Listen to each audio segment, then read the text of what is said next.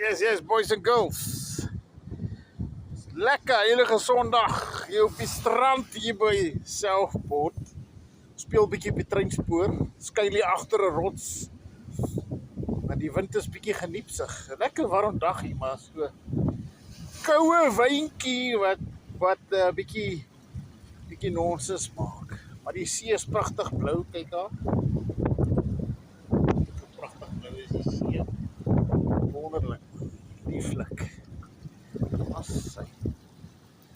Ja, so ou Piet en Mel is nou daar in Amerika besig om te coin blykbaar. Daar in die tronk. En hulle is verskriklik sieklik en hartseer en al daai kak en is al wragtig julle bliksems wil hulle geld insamel om hulle te help. So gat man. Daai twee arrogante bliksems nie. Hulle speel julle bitte soos viooltjies.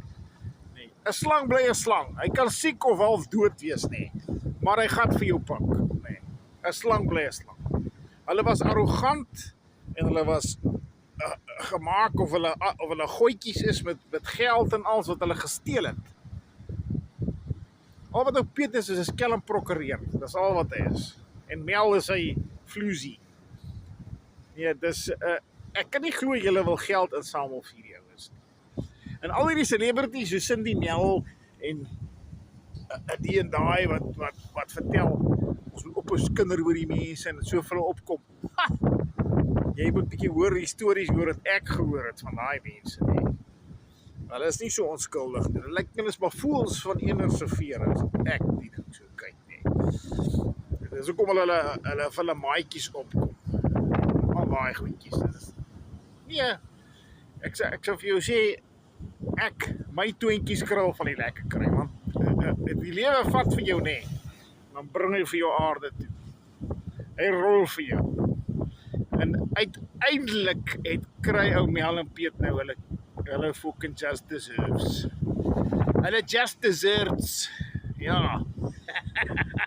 Hulle kan nou 'n bietjie pudding van wel al die kak wat hulle uitgedeel het. Ja, dis lekker man, dis lekker. So moenie vir geld vir jou se saam asseblief. Ek gesels nie 'n sent vir daai bliksems gee nie. Daar's nie 'n manier nie.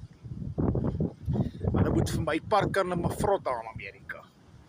Gaan nie 'n nag se slaap of 5 minute se slaap is vir hulle kak.